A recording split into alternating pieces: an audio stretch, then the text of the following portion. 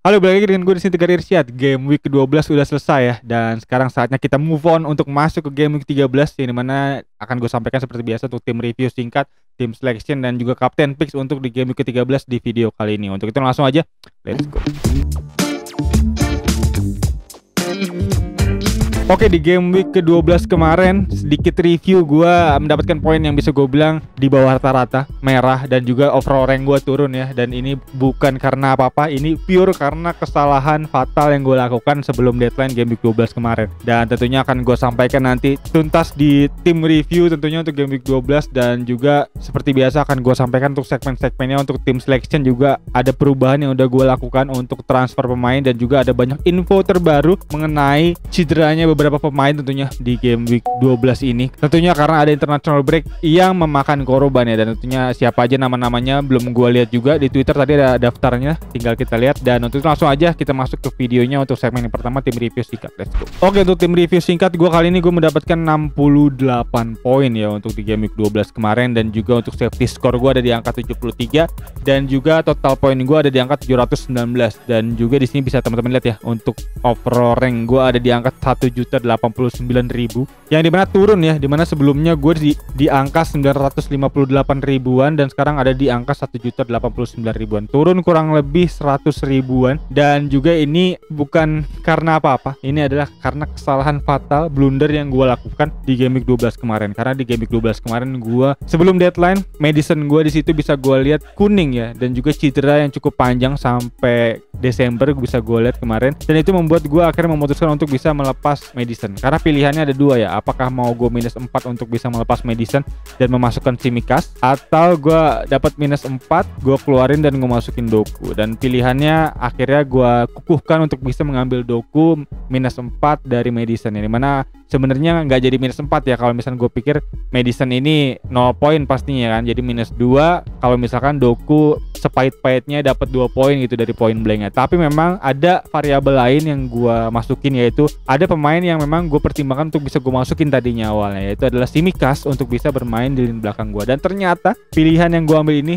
berujung fatal, karena Tsimikas ternyata mendapatkan 15 poin dan Doku ternyata 0 poin ya. Dimana ini adalah worst case yang bisa gue terima ya, karena ini adalah salah satu hasil yang cukup buruk dari Doku, karena dari menit bermain hanya 58 menit dan juga dapat 1 kartu kuning dan juga nggak dapat gol dan assist. Dan itu membuat ya gue harus rela ya melihat Tsimikas gue mendapatkan 15 poin. Dan lebih parahnya lagi, kemarin gue sebelum pertandingan Liverpool kemarin, gue udah menjual Tsimikas dan gue ganti ke Mbeumo ya, karena memang rencana gue untuk bisa memasukkan Son di game week 15. Dan itu berakibat juga cukup fatal, karena Tsimikas ternyata sebenarnya harganya cukup naik ya, kalau bisa kita lihat ya. Jadi ya ini adalah salah satu game week yang cukup merah ya, yang cukup blunder yang gue lakukan ya sejauh ini ya di musim ini. Dan saatnya move on untuk masuk ke game week 13, dimana di game week 13 akan gue sampaikan tim selection yang udah gue lakukan juga, dan juga info-info menarik lainnya, dimana di antara lain adalah injury pemain yang bisa gue lihat di sini. Untuk injury pemain di sini ada Bowen katanya cedera, yang dimana menariknya adalah Bowen ini adalah pemain dengan transfer in terbanyak ya sejauh ini dengan 288.000 di game week 13. Jadi banyak yang kegocek pastinya dari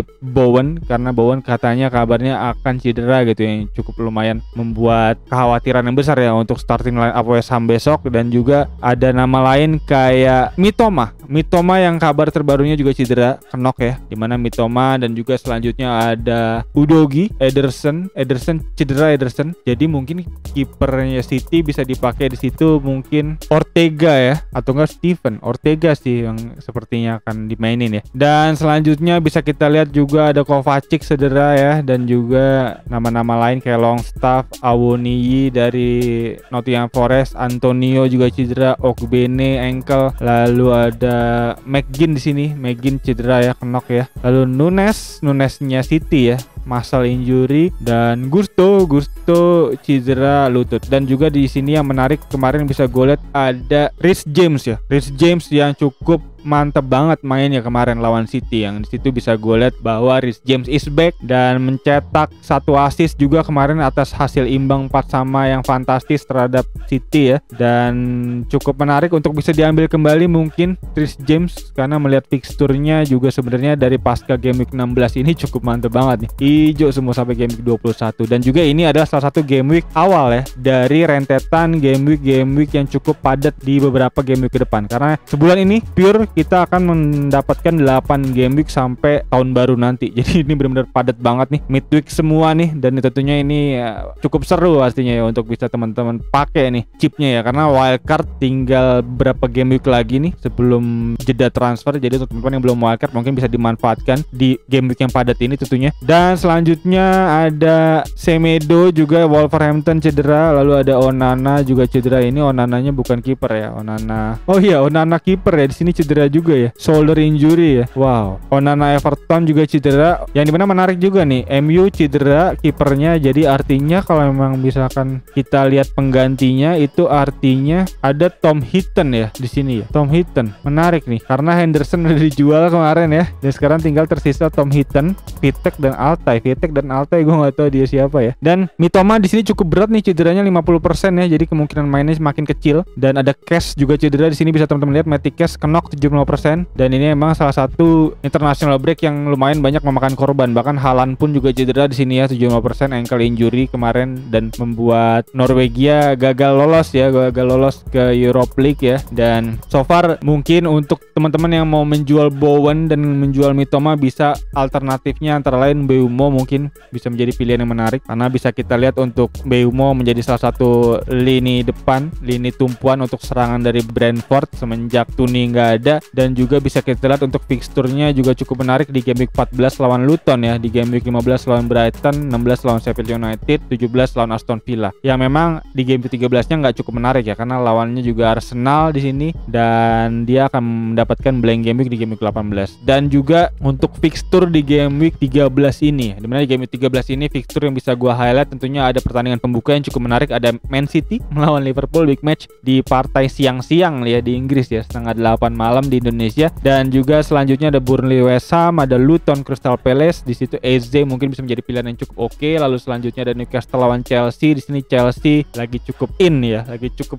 form yang bagus gitu. Formnya lagi cukup naik banget dan bisa menjadi potensi yang bagus. Lawannya Newcastle yang udah mulai gue bisa lihat kayaknya udah mulai kehabisan napas nih Newcastle nih. Kemarin bisa gue lihat Trippier udah mulai marah-marah ya sama fansnya ya. Dan juga ada Nottingham Forest lawan Brighton, di mana Nottingham Forest kehilangan Awoniyi di lini depan, artinya Chris Wood mungkin main di situ dari awal. Dan ada Brighton juga yang lagi mulai goyang, sama halnya seperti Newcastle mungkin udah mulai kehabisan napas di sini. Brighton diterpa banyak cedera juga, jadi kemungkinan akan menjadi pertandingan yang cukup seimbang nih Nottingham Forest dan Brighton. Lalu selanjutnya ada Sheffield United lawan Bournemouth, di mana Sheffield United yang bisa kita bilang masih berada di papan bawah ya untuk performanya, lawan Bournemouth juga yang berada di papan bawah. Mungkin ini menjadi partai yang bisa gue bilang akan cukup seru ya, akan terjadi jual beli serangan mungkin menurut gue di sini bisa gue lihat. Dan selanjutnya ada Brentford lawan Arsenal, di mana Brentford nggak jarang juga untuk bisa mempersulit Arsenal ya. Bisa kita lihat di partai pembuka waktu di 2 musim yang lalu, Arsenal berhasil dikalahkan terhadap Brentford di situ. Jadi tentunya bisa menjadi potensi yang bagus juga harusnya Brentford, mengingat juga Brentford adalah tim-tim yang lumayan cukup menyulitkan tim papan atas ya di beberapa pertandingan terakhir. Mbeumo di situ bisa menjadi pilihan opsi menarik untuk bisa mengganti Bowen atau mungkin Mitoma, bisa menjadi pilihan dengan harga yang kurang lebih sama ya. Dan selanjutnya ada Spurs lawan Aston Villa, di sini Spurs yang lagi diterpa oleh isu yang sama dengan Everton ya, isu pelanggaran transfer,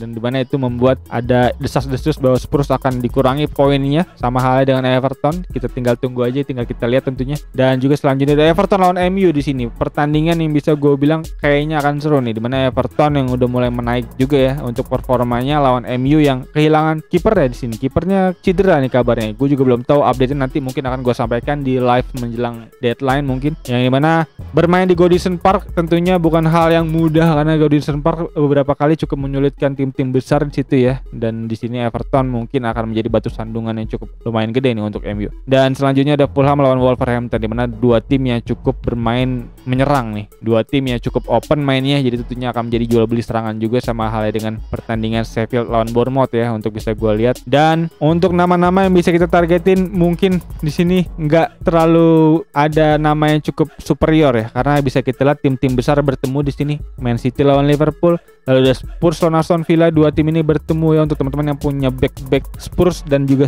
punya pemain depan Aston Villa mungkin akan cukup bingung untuk bisa melihat siapa yang akan cukup gacor. Dan juga selanjutnya ada Everton lawan MU di sini, yang dimana MU mungkin masih bisa menjadi potensi yang bagus untuk bisa menjaga clean sheet. Dalot mungkin masih bisa menjadi pilihan. Maguire juga udah mulai menanjak ya untuk performanya. Dan ya mungkin Crystal Palace lawan Luton, atau enggak mungkin Chelsea ya bisa menjadi pilihan. Nah, ini salah satu game week yang bisa gue lihat kayaknya akan cukup seret poin ya, karena nama-nama cukup besar bertemu dan juga nggak banyak nama yang bisa kita targetin. Dan selanjutnya langsung aja untuk tim selection, dimana tim selection gue kali ini gue kemarin udah memasukkan Baldock, dimana Baldock gue ambil karena memang gue mau mengambil surplus harga yang cukup murah, 3,8 juta sebelum naik harganya tentunya. Dan di sini gue ganti dari Tsimikas. Yang mana Tsimikas gue 15 poin kemarin gue jual dan gue ambil Baldock. Yang mana Baldock rencananya emang gue masukin, lalu selanjutnya di game week ini atau enggak di game week besok, game week 14 gue nggak akan melakukan transfer, dan di game week 15 rencananya akan gue transfer, yaitu pemain Leno gue di sini dengan harga 4,6 juta gue jual ke kiper dengan harga 3,9. Di situ pilihannya ada Strakosha, dan juga gue masukin Son dan gue ganti dari Mitoma, ya mana itu cukup banget duitnya, pas banget 0,0 atau 0,1 kemarin bisa gue lihat. Jadi rencana gue adalah gue transfer nanti di game week 15. Jadi untuk game week 14 kayaknya gue akan save transfer, dan di game week 13 ini gue rencananya akan seperti ini kurang lebih. Kalau emang cash cedera mungkin akan Taylor masuk otomatis, dan mungkin Mitoma kan gue taruh di pinggir ya. Dan kurang lebih begini ya tim gue ya, gue nggak mau minus 4 lagi. Dan kemarin menjadi kesalahan yang memang cukup harus gue bayar tuntas ya, karena kemarin bisa gue hitung-hitung ya, kalau emang misalkan dari Dokunya nggak jadi gue minus 4 dan Madison tetap ada, lalu selanjutnya Tsimikas naik, itu gua harusnya ada di angka kurang lebih 500 ribuan untuk overall ranknya. Jadi ini salah satu kesalahan yang cukup fatal dan juga cukup membuat gua terjelembab jauh nih di overall rank gua kali ini. Dan selanjutnya mungkin di game week besok gua nggak akan ngambil minus untuk nama-nama yang cedera, mungkin akan gua pertahankan. Siapa tahu Archer bisa mencetak gol ya, dan Taylor semoga juga clean sheet ya, karena nggak adanya Bowen di game week besok, dan juga Antonio. Dan ya kurang lebih begitu untuk tim gua. Dari back gue ada Dalot, Trippier, Baldock, dan Cash. Lalu selanjutnya di tengah gue ada Doku, Gordon, Saka, dan Salah. Dan juga untuk pemain depan gue ada Alvarez dan juga Haaland. Dan untuk pemain pengganti gue ada Leno, Archer, Taylor, dan juga Mitoma. Yang kemungkinan besar Archer dan Taylor gue ini akan naik ya kalau emang Haaland dan Cash nggak main gitu. Dan ya berikut kurang lebih untuk tim gue. Dan untuk Captain Picks seperti biasa akan kita lihat untuk di understat.com. Untuk XG tim terendah ya, untuk di 12 game week awal ini masih ada Luton, Sheffield United, dan juga Bournemouth, Burnley. 4 tim yang memang menjadi langganan pesakitan ya, langganan untuk kita targetin lawan-lawannya gitu. Dan dimana Luton tadi seperti gue bilang lawan Crystal Palace, di situ Crystal Palace mungkin bisa kita lihat di sini ada Edward ya, dimana Edward menempati posisi 15 expected goal terbaik ya, dan juga udah 5 gol 0 assist di bawah Bukayo Saka di sini ya. Menarik banget nih, bisa menjadi potensi yang bagus untuk teman-teman yang mau diferensial garis keras tentunya, dimana Edward menjadi pilihan dari statistik XG untuk kapten terbaik ya dari data statistik ini. Lalu selanjutnya kita lihat lagi untuk dari XG tim terendah ada Sheffield United, dimana Sheffield United lawan Bournemouth. Dan untuk Bournemouth sendiri bisa kita lihat untuk expected goal terbaik ada Dominic Solanke. Bahkan Dominic Solanke ada di page pertama nih di posisi ke-7 ya untuk posisi XG terbaik dengan 6 gol 1 assist. Menarik banget untuk bisa dipakai tentunya untuk diferensial kapten untuk di game week 13 ini. Dan selanjutnya ada Bournemouth, di mana Bournemouth ini menempati posisi ketiga untuk expected goal terburuk ya, dan udah kebobolan 27 gol. Cukup banyak, dan salah satu yang terbanyak juga ya 27 gol ya, setelah Burnley yang 30 gol. Lalu yang kedua ada Bournemouth dengan kebobolan 27 gol, dan untuk lawannya itu Sheffield United. Dan untuk Sheffield United kita lihat untuk expected goal terbaik player dari Sheffield United nggak ada ya. Ini Sheffield United bener-bener tim yang memang penyerangannya cukup buruk ya. Bahkan bisa gue lihat di page ke-6 aja nih ada McBurnie baru ketemu di sini. McBurnie dengan 1 gol 1 assist ya, dan gue belum menemukan ya apakah ada pemain Sheffield United. Iya nggak ada ya. Jadi benar-benar pemain dari Sheffield United nggak bisa kita targetin tentunya di sini. Archer pun sekalipun di sini nggak nongol lah di daftar XG ya. Jadi cukup suram untuk Sheffield United. Dan selanjutnya bisa kita lihat ada Burnley di sini, yang dimana Burnley nanti bertanding melawan West Ham. Dimana West Ham sendiri ada Bowen sebenarnya, cuman Cuman memang Bowen juga nggak main dan Antonio juga kabarnya juga cedera. Jadi membuat mungkin nama-nama dari West Ham bisa kita lihat yang terdekat ada Thomas Soucek ya, menarik banget ya. Thomas Soucek nama kedua terbaik dari West Ham untuk urusan expected goal terbaik dengan 3 gol dan 1